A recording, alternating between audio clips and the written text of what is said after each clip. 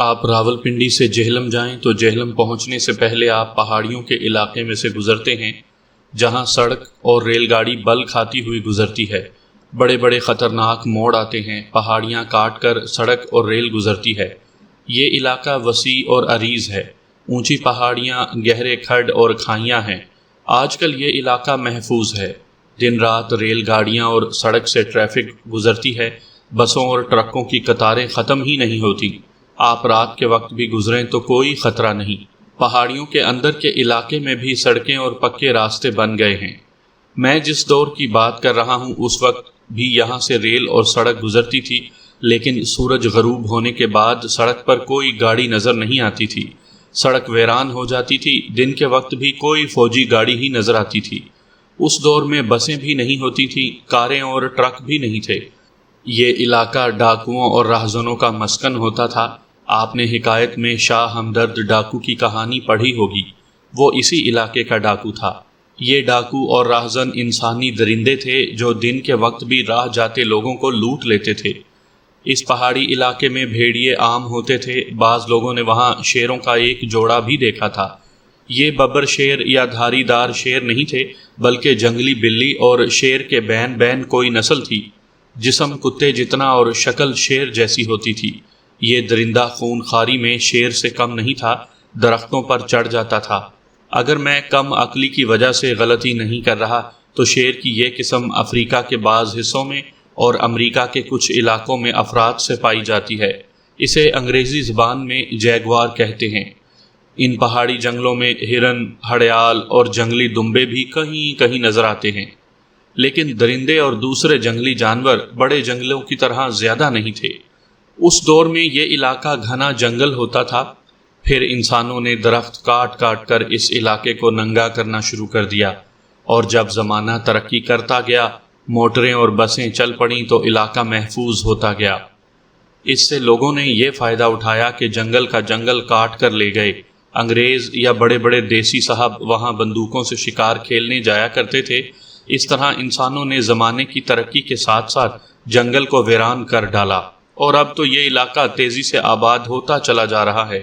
میں جس دور کی بات کر رہا ہوں اس وقت اس علاقے میں بہت خطرے تھے، لیکن ہماری اٹھتی جوانی ہمیں ہر خطرے میں کود جانے پر اکساتی تھی۔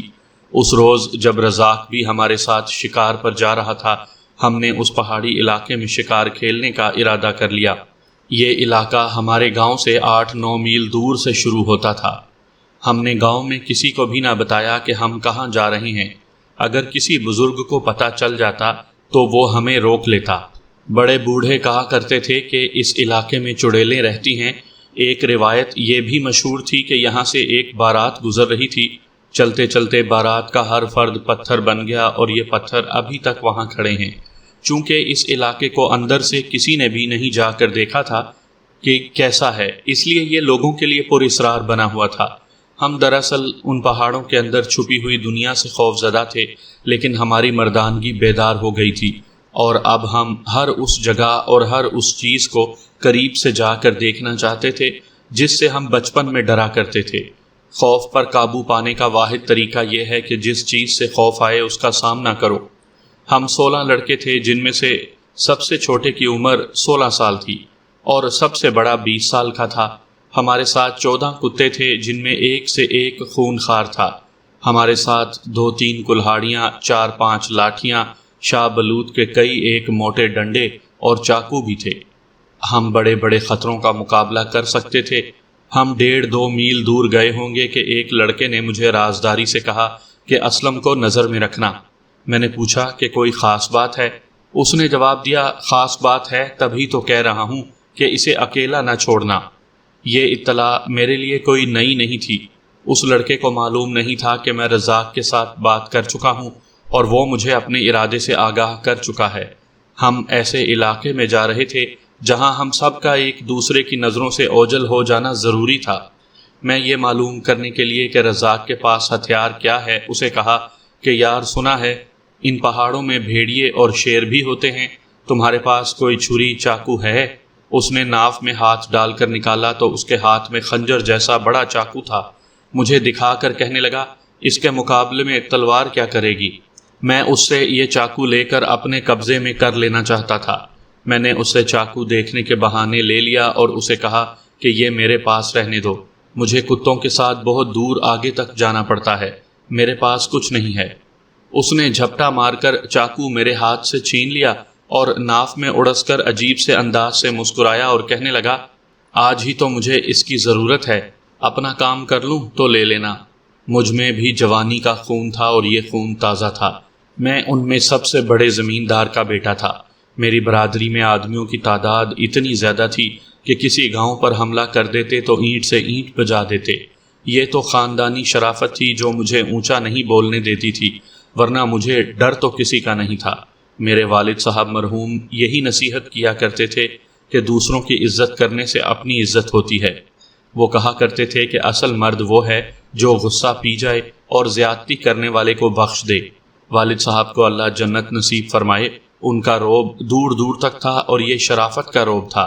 لوگوں کو یہ بھی معلوم تھا کہ میرے والد صاحب مرحوم کی شرافت ان کی کمزوری نہیں، وہ ڈانگ مار بھی تھے، اور لوگ یہ بھی جانتے تھے کہ نوبت کبھی مقدمے بازی تک آ گئی تو میرے والد صاحب مرحوم کو دوسروں کی طرح زمینیں ہندوؤں کے پاس گروی رکھنے کی کوئی ضرورت نہیں۔ گھر میں دانے بھی تھے، پیسے بھی تھے اور زمین بے شمار تھی، لیکن اللہ کا کرم تھا کہ میں نے کبھی تکبر نہیں کیا تھا۔ اس سے پہلے میں نے رزاق کو شرافت سے اور دوستانہ طریقے سے سمجھایا تھا اور اسے بار بار کہا تھا کہ ہم نوجوانوں کو آپس کی دشمنی زیب نہیں دیتی۔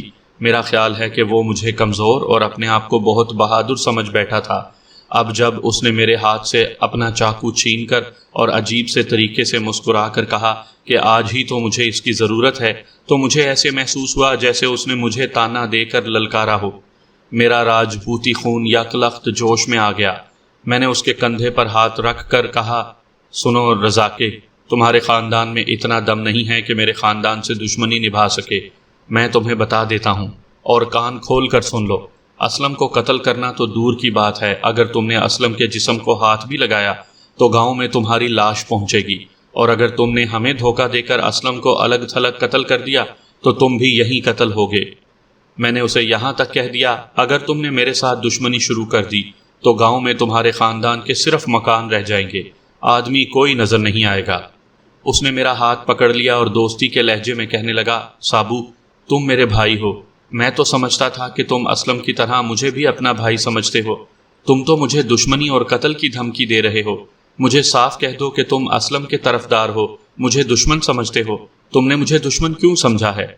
اس لیے کہ تم نے میرے ہاتھ سے چاقو چھین لیا ہے، میں نے جواب دیا، اور تم نے مجھ پر ہنس کر کہا ہے کہ چاقو کی تو مجھے آج ہی ضرورت ہے۔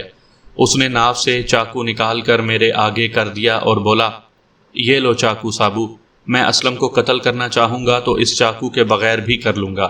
تمہارے ساتھ تو میری کوئی دشمنی نہیں اور مجھے تمہارے ساتھ کوئی دشمنی نہیں۔ میں نے اسے کہا، میں تمہیں یہ بھی بتا دیتا ہوں کہ اسلم نے تم پر ہاتھ اٹھایا تو تم دیکھ لینا کہ میں اس کا کیا حشر کرتا ہوں۔ میں جانتا ہوں کہ تمہارے ہاتھوں قتل ہونے سے پہلے وہ تمہیں قتل کرنا چاہتا ہے۔ جب تک میں اور ہمارے یہ دوست تمہارے ساتھ ہیں، اسلم تم پر وار نہیں کر سکے گا۔ اگر وہ دھوکے میں وار کر بھی گیا تو تمہاری لاش کے ساتھ اس کی لاش بھی جائے گی۔ میں تمہیں بتا دیتا ہوں رزاقے، گاؤں میں 2 لاشیں جائیں گی۔ اس نے کچھ اور ہی طریقے سے ہنس کر کہا، سابو، اپنی زبان سے پھر نہ جانا، گاؤں میں 1 لاش نہ جائے، 2 جائیں۔ اس نے ایک بار پھر کہا، یاد رکھنا سابو، 2 لاشیں۔ رزاق نے ایسے کیوں کہا تھا؟ کیا اسے موت نے اشارہ دے دیا تھا؟ آج 50 سال گزر گئے ہیں، مجھے ان سوالوں کا جواب نہیں ملا۔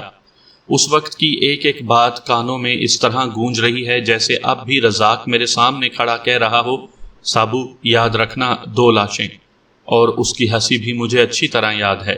وہ اس طرح کبھی نہیں ہنسا تھا۔ وہ بڑی زور سے کہا لگایا کرتا تھا، مگر اس کی وہ ہنسی اس کی اپنی ہنسی نہیں تھی۔ وہ تو جیسے اسے کوئی اشارہ مل گیا تھا کہ رزاقے، تھوڑی سی دیر رہ گئی ہے، گاؤں میں 2 ہی لاشیں جائیں گی، ایک تمہاری، دوسری اسلم کی، پھر تمہاری دشمنی ہمیشہ کے لیے ختم ہو جائے گی۔ آج دونوں کی قبریں اس طرح اکٹھی ہیں جیسے 2 دوست اکٹھے سو رہے ہوں۔ زندہ رہے تو دشمن، مر گئے تو دوست بن گئے۔ ہم شکار پر اتنی صبح روانہ ہو گئے تھے کہ ابھی صبح اندھیری تھی۔ میں جب رزاق کے ساتھ باتیں کر رہا تھا تو ہم گاؤں سے بہت دور نکل گئے تھے۔ میں اور رزاق رک گئے تھے اور ہمارے ساتھی آگے چلے گئے تھے۔ کسی نے ہمیں آواز دے کر کہا، چلو اے تیز چلو۔ ہم چل پڑے۔ رزاق آگے آگے تھا۔ میں اس وقت تک پورے جوش میں تھا اور گھوڑے کی طرح چل رہا تھا، مگر رزاق سے باتیں کر کے چلا تو میرے دل پر بوجھ پڑ گیا۔ طبیعت میں جوش نہ رہا اور دل میں خوشی نہ رہی۔ مجھے اور میرے دوستوں کو کتوں کے ساتھ خرگوشوں اور گیدڑوں کے پیچھے دوڑتے، گرتے، زخمی ہوتے اور اٹھتے روحانی خوشی ہوتی تھی، مگر اس روز روح ہی مر گئی اور کوئی غیبی آواز مجھے بار بار کہنے لگی، سابو ان پہاڑوں میں نہ جانا، واپس چلے جاؤ، اپنے دوستوں اور اپنے کتوں کو واپس لے جاؤ، آگے نہ جانا۔ سامعین کرام، آپ سن رہے ہیں صابر حسین راجپوت مرحوم کی شکاریات میں سے ایک دلچسپ اردو داستان، جس کا نام ہے کہانی دو قبروں کی۔ یہ اس سلسلے کی قسط نمبر 2 ہے۔ مجھے امید ہے آپ کو میری یہ کاوش پسند آئے گی۔ میری ایسی حالت کبھی نہیں ہوئی تھی۔ مجھ پر یہ ڈر بھی سوار ہونے لگا کہ ان پہاڑوں کے اندر ضرور چڑیلیں اور شرشرار رہتے ہیں، اسی لیے ہم جوں جوں ان کے قریب ہوتے جا رہے تھے، میرا دل کسی چیز کے قبضے میں آتا جا رہا تھا۔ رزاق آگے آگے جا رہا تھا، میرے قدم بوجھل ہو رہے تھے۔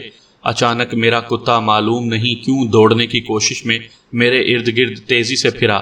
میں نے اسے زنجیر ڈال رکھی تھی جس کا دوسرا سرا میرے ہاتھ میں تھا۔ زنجیر میرے ٹخنوں سے الجھ گئی اور میں منہ کے بل گرا۔ کیکر کا ایک کانٹا میرے دائیں گال میں اتر گیا۔ گرنا تو کوئی غیر معمولی واقعہ نہیں تھا، گرنے سے بھی ہمیں لطف آتا تھا، لیکن اس روز گرا تو میرے دل کی باقی طاقت بھی ختم ہو گئی۔ میرے دل سے آواز نکلی، یا الہی خیر کرنا، تیرے نام کا آسرا ہے۔ گرنے کو میں نے اچھا شگون نہ سمجھا۔ دل میں آئی کہ یہیں سے واپس چلا جاؤں، لیکن اس ڈر سے چپ رہا کہ دوست مجھے ڈر پوک کہیں گے۔ مجھے بار بار یہ احساس پریشان کر رہا تھا کہ آج اسلم اور رزاق میں سے کوئی ایک قتل ہو جائے گا اور قتل کرنے والا میرے ہاتھوں قتل ہوگا۔ یہ احساس اتنا پکا ہو گیا کہ میں سوچنے لگا کہ دونوں میں سے کون میرے ہاتھوں قتل ہوگا۔ مجھے قتل کرنے سے کوئی ڈر نہ تھا، والد صاحب کی عزت کا بہت خیال تھا۔ میرے دل کی حالت زیادہ خراب ہونے لگی تو میں تیز تیز چلتا اپنے سب سے زیادہ دانشمند اور سب سے زیادہ گہرے دوست راجہ شہباز خان سے جا ملا اور اسے ساری بات اور اپنے دل کا حال بتا دیا۔ وہ بڑا ہی تیز ترار نوجوان تھا۔ اس نے فوراً جواب دیا، دونوں میں سے جو بھی گڑبڑ کرے اسے ختم کر دو، میں اسے کتوں سے پھڑوا دوں گا اور گاؤں میں جا کر بتائیں گے کہ اس نے کتوں کو چھیڑا تھا اور کتوں نے اسے مار دیا۔ راجہ شہباز خان کی باتوں سے میرا حوصلہ جاگ اٹھا۔ سورج پہاڑیوں کے پیچھے سے نکل رہا تھا۔ ہم پکی سڑک پر چڑھ گئے اور تھوڑی ہی دور آگے ہم سڑک پر چلتے چلتے پہاڑی علاقے میں داخل ہو گئے۔ ہم ٹولیوں میں آگے پیچھے جا رہے تھے۔ کتوں کی زنجیریں کھول دیں اور وہ ادھر ادھر بھاگنے دوڑنے لگے۔ ہم سب گپ شپ لگاتے جا رہے تھے۔ ہم پہاڑی علاقے میں داخل ہو گئے تھے۔ سڑک گھوم گھوم کر پہاڑوں میں جا رہی تھی۔ دائیں بائیں اونچی پہاڑیاں اور گہری کھائیاں تھیں۔ ایسے علاقے میں ہم پہلی بار آئے تھے۔ ہم اپنے علاقے میں شکار کھیلنے کے عادی تھے، ایسی اونچی پہاڑیوں، کھائیوں اور چٹانوں سے ہم بالکل ناواقف تھے۔ یہاں ہوا کی آواز بھی ڈراؤنی تھی۔ ہم آگے ہی آگے چلتے گئے اور آپس میں اس قسم کی باتیں کرنے لگے کہ ہرن یا ہڑیال یا جنگلی دمبا نظر آیا تو کتے اسے پکڑ لیں گے یا نہیں، اور کتے معلوم نہیں اس پتھریلے علاقے میں دوڑ بھی سکیں گے یا نہیں۔ آخر ہم نے خود ہی فیصلہ کیا کہ کتے ہرن یا ہڑیال کو مار لیں گے اور ہم انہیں شکار کھانے نہیں دیں گے، کیونکہ ہرن اور ہڑیال حلال ہوتے ہیں۔ ذبح کر کے کندھوں میں اٹھا لے جائیں گے اور سارے گاؤں کی دعوت کریں گے، جس میں دوست دشمن سب شامل ہوں گے۔ ہمارے ایک دوست نے کہا، ایک جانور سارے گاؤں کے لیے کافی نہیں ہوگا، 2-3 ماریں گے۔ ہم ان خوش فہمیوں سے دل بہلاتے سڑک پر چلتے گئے اور 2 میل دور تک چلے گئے، یعنی گاؤں سے وہاں تک ہم 12-13 میل فاصلہ طے کر چکے تھے اور ابھی ہمیں شکار کے پیچھے بھاگنا دوڑنا بھی تھا، پھر گاؤں تک واپس بھی جانا تھا۔ ذرا اور آگے گئے تو ہمیں بڑی پہاڑیوں کے درمیان کھلی جگہ نظر آئی۔ ہم سڑک سے ہٹ کر اس طرف چل پڑے۔ ہمیں یہ تو معلوم تھا کہ شکار سڑک پر نہیں ملے گا، پہاڑیوں کے اندر ملے گا، لیکن ہم ڈرتے تھے کہ پہاڑیوں کے اندر شکار کی جگہ کچھ اور نہ مل جائے۔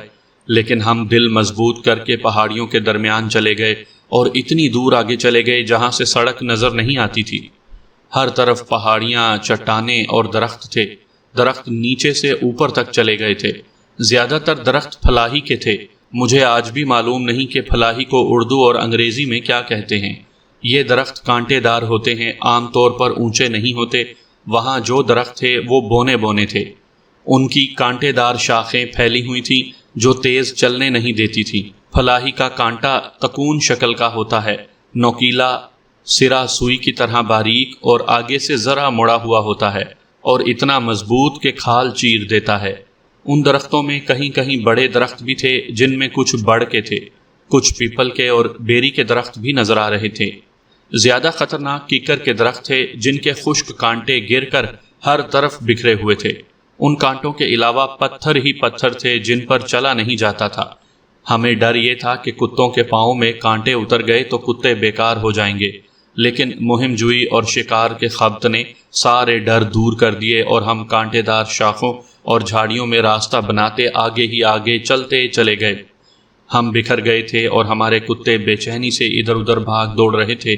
ان کی بے چینی کی وجہ یہ تھی کہ گیدڑوں، خرگوشوں اور بھیڑیوں وغیرہ کی بو بہت ہی زیادہ تھی۔ کتے جھاڑیوں میں اور بڑے بڑے پتھروں کے پیچھے شکار کو ڈھونڈ رہے تھے اور بےتابی سے بھونکتے تھے۔ میں اور راجہ شہباز خان اکٹھے رہے۔ ہماری نظر صرف شکار پر نہیں بلکہ اسلم اور رزاق پر بھی تھی۔ ان دونوں کی وجہ سے شکار کا لطف برباد ہو رہا تھا۔ آگے ایک چٹان میں غار نظر آیا جس کے دہانے پر ایک درخت کی شاخوں نے پردہ ڈال رکھا تھا۔ مجھے اتفاقیہ غار کا دہانہ نظر آ گیا۔ میں نے شاخیں ایک طرف کر دی تو غار کا اندرونی حصہ دکھائی دیا۔ میں گھبرا کر پیچھے ہٹ آیا۔ غار میں مجھے ہڈیوں کے 2 انسانی پنجر پڑے دکھائی دیے تھے۔ میں نے راجہ شہباز خان کو بلایا۔ ہم دونوں نے درخت کی شاخیں توڑ دیں تاکہ روشنی اندر جا سکے۔ ہم نے اندر جا کر پنجر دیکھے، دونوں ایک دوسرے سے دور دور پڑے تھے۔ کھوپڑیاں ساتھ ہی پڑی تھیں۔ ایک پنجر خاصا لمبا تھا، صاف پتہ چلتا تھا کہ یہ مرد کا ہے۔ دوسرا چھوٹا تھا، اس کے قریب چاندی کے بندے پڑے دیکھے جو اس زمانے میں عورتیں کانوں میں ڈالا کرتی تھیں۔ ان بندوں سے ظاہر ہوتا تھا کہ یہ عورت ہے۔ غار بہت کھلا تو نہیں تھا مگر تنگ بھی نہیں تھا، اس میں کھڑے ہو کر چلا پھرا جا سکتا تھا۔ ہم نے ادھر ادھر دیکھا تو مردانہ اور زنانہ جوتوں کا ایک ایک جوڑا نظر آیا۔ دونوں کا چمڑا لکڑی کی طرح سوکھ گیا تھا۔ پھر ایک کلہاڑی پڑی ملی جو ہم نے اٹھائی ہی نہیں۔ دونوں کھوپڑیوں میں دانت محفوظ تھے، الگ ہو کر گرے نہیں تھے۔ دانتوں سے پتہ چلتا تھا کہ وہ جوانی میں مرے یا شاید قتل ہوئے تھے۔ وہ قتل ہی ہوئے ہوں گے۔ میں اور راجہ شہباز خان سوچنے لگے کہ انہیں کس نے قتل کیا ہوگا۔ یہ میاں بیوی بھی ہو سکتے ہیں اور بہن بھائی بھی، شاید ادھر سے گزرتے راہزنوں کے ہاتھوں مارے گئے ہوں گے۔ یہ بھی ممکن ہے کہ یہ عورت یا جوان لڑکی اس آدمی کے ساتھ بھاگ آئی ہو اور اس کے لواحقین نے یہاں آ لیا ہو اور دونوں کو قتل کر کے لاشیں غار میں پھینک دی ہوں۔ بہرحال یہ ایک واردات تھی۔ ہم غار میں ادھر ادھر دیکھنے لگے کہ شاید ان کے کپڑوں کا کوئی ٹکڑا کہیں پڑا مل جائے، لیکن ایک دھاگا بھی نظر نہ آیا۔ اس سے معلوم ہوتا تھا کہ یہ 10-12 سال سے یہاں پڑے ہیں یا شاید اس سے بھی زیادہ عرصہ گزر گیا ہوگا۔ ان کے کپڑے گل سڑ گئے یا کیڑے مکوڑے کھا گئے۔ اچانک میرا کتا بھونکا، فوراً ہی راجہ شہباز خان کا کتا غرایا۔ دونوں کتے غار سے باہر تھے۔ ہمیں ان کے دوڑنے کی آواز سنائی دی اور اپنے ساتھیوں کی ایسی آوازیں سنائی دی جیسے وہ کسی شکار کے پیچھے دوڑ پڑے ہوں۔ ہم دونوں جلدی سے غار سے باہر آ گئے۔ میرے دل پر پہلے ہی بوجھ تھا، ان 2 انسانی پنجروں کو دیکھ کر دل پر گھبراہٹ زیادہ ہو گئی۔ اب تو مجھے یقین ہونے لگا کہ ہمارے آج کے شکار کا انجام اچھا نہیں ہوگا اور کچھ ہونے والا ہے۔ باہر آ کر ہم نے دیکھا کہ ہمارے کتے دوڑے جا رہے تھے، ان کے پیچھے ہمارے ساتھی تھے۔ ہم دونوں بھی دوڑ پڑے اور اپنے ساتھیوں سے جا ملے۔ ہم نے دور آگے دیکھا، پہلے تو کچھ نظر نہ آیا۔ ذرا دیر بعد ایک لومڑی بھاگتی نظر آئی۔ لومڑی رک گئی، اس نے گھوم کر دیکھا اور کتوں کی فوج کو اپنے تعاقب میں آتا دیکھ کر پھر دوڑ پڑی۔ اسلم کا تازی کتا ہوا سے باتیں کرتا دوڑا جا رہا تھا اور دوسرے کتے بھونکتے غراتے پیچھے پیچھے دوڑے جا رہے تھے۔ ہمارے لیے تیز دوڑنا مشکل تھا، پتھر زیادہ تھے اور درخت بھی تھے جن کی کانٹے دار شاخیں بار بار راستے میں آتی تھیں۔ دائیں بائیں چٹانیں تھیں، آگے علاقہ کھلا ہوتا جا رہا تھا۔ کھڈ بھی تھے۔ لومڑی بھاگتے بھاگتے غائب ہو جاتی جیسے زمین نے نگل لیا ہو، پھر زمین سے ابھر آتی۔ اچانک ایک کے بجائے 3 لومڑیاں نظر آنے لگیں۔ شاید باقی 2 راستے میں کہیں کھڑی تھیں جو ایک لومڑی کو بھاگتے دیکھ کر اس کے ساتھ بھاگ اٹھی۔ کتے تو کھڈوں اور نشیب و فراز سے کودتے پھلانگتے دور نکل گئے۔ ہم بہت پیچھے رہ گئے۔ ہمارے کتے شکار کو اتنی دور تک بھاگنے کی مہلت نہیں دیا کرتے تھے، لیکن ایسے پتھریلے علاقے میں دوڑنے کے وہ عادی ہی نہیں تھے۔ لومڑی اسی علاقے کی تھی، اس کی رفتار بہت ہی تیز تھی۔ میں نے دور سے دیکھا کہ 2 لومڑیاں دائیں طرف کو مڑ گئیں اور ایک سیدھی دوڑتی گئی۔ ہمارے کتے بھی 2 حصوں میں تقسیم ہو گئے، پھر ہمارے ساتھی بھی بکھر گئے۔ کچھ دائیں طرف کی چٹانوں میں ایک کھلے راستے کی طرف جا کر نظروں سے اوجھل ہو گئے۔ میں، راجہ شہباز خان اور 2 اور لڑکے آگے کو ہی دوڑتے گئے۔ آگے گئے تو عجیب و غریب علاقہ آ گیا۔ زمین سے چھوٹی چھوٹی چٹانوں کی نوکیں ابھری ہوئی تھیں، ان کے درمیان گہرے کھڈ تھے۔ کچھ چٹانیں ذرا اونچی تھیں، یہ بھول بھلیاں سی تھیں جو بہت ہی وسیع علاقے میں پھیلی ہوئی تھی۔ ہمارے کتے انہی میں کہیں غائب ہو گئے تھے۔ ان کے بھونکنے کی آوازیں سنائی دے رہی تھیں، جن سے پتہ چلتا تھا کہ وہ ایک دوسرے سے دور دور ہو گئے ہیں۔ ہمیں اب لومڑی کی ضرورت نہیں تھی، اب غم کتوں کا لگ گیا تھا۔ انہیں روکنا اور واپس لانا تھا۔ یہ علاقہ ایسا تھا کہ دوڑنا ناممکن تھا اور چلنا بھی دشوار تھا، اور اس علاقے کے خد و خال ایسے تھے کہ اگر اکیلا آدمی ادھر سے گزرے تو خوف زدہ ہو جائے۔ میں اور راجہ شہباز خان اس عجیب و غریب زمین پر چلتے چلتے اتنے تھک گئے جتنا 20 میل چل کر بھی نہ تھکتے۔ ہم شاید 2 یا 2 سے زیادہ 3 فرلانگ شاید چلے ہوں گے۔ آگے ایسی جگہ آ گئی جہاں فلاحی اور کیکری کے بونے بونے درختوں کی بہتات تھی۔ ان کے نیچے زمین چلنے کے قابل نہیں تھی۔ کتوں کی اور کسی نہ کسی ساتھی کی آوازیں سنائی دے رہی تھیں، لیکن ایسے جیسے وہ گہرے کنویں میں بول رہے ہوں۔ ہمارے قریب ایک اونچی چٹان تھی، ہم اس پر چڑھنے لگے۔ ہم نے سوچا کہ بلندی سے ہمیں کتے اور اپنے ساتھی نظر آ جائیں گے۔ ہم دونوں اپنی پارٹی سے بچھڑ گئے تھے اور ہم دونوں کے کتے بھی ہم سے جدا ہو گئے تھے۔ ہم چٹان پر چڑھتے گئے۔ یہ چٹان نہیں بلکہ اچھی خاصی پہاڑی تھی۔ نیچے سے اتنی اونچی نظر نہیں آتی تھی، مگر اس پر چڑھنے لگے تو ایسا لگتا تھا جیسے یہ اونچی ہی اونچی ہوتی چلی جا رہی ہے۔ ہم جوں جوں اوپر چڑھتے گئے ہمیں بونے درختوں کی چوٹیاں نظر آتی گئیں۔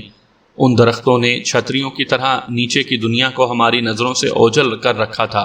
ان میں سے چھوٹی چٹانوں کی چوٹیاں ابھری ہوئی نظر آتی تھیں۔ ہم اور اوپر چڑھ گئے اور پہاڑی کی چوٹی پر جا چڑھے۔ اوپر تنگ اور لمبا سا میدان تھا، یا یوں سمجھیے کہ چوٹی چپٹی اور ہموار تھی۔ دوسری طرف دیکھا تو سرخی مائل رنگ کے ٹیلے نظر آئے اور ان کے ارد گرد اونچی اونچی چٹانیں۔ ادھر بڑے بڑے درخت بھی تھے۔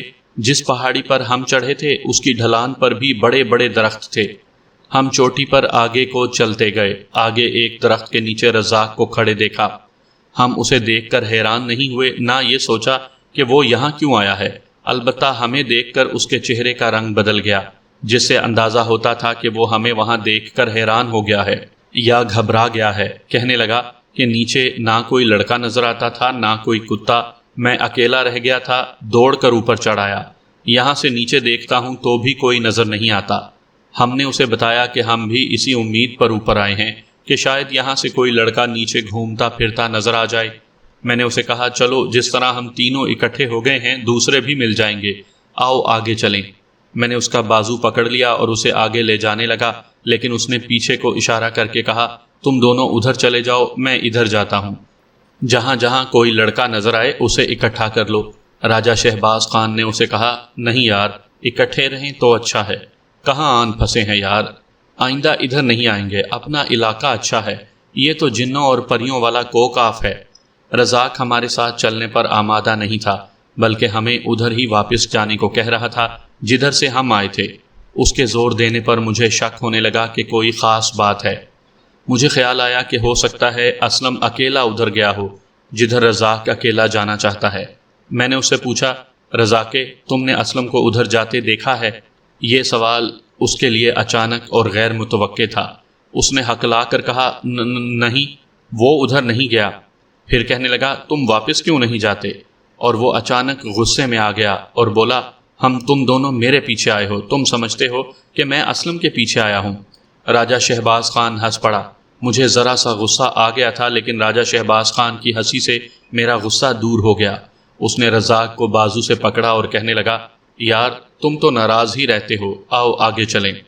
وہ بددلی سے ہمارے ساتھ چل پڑا۔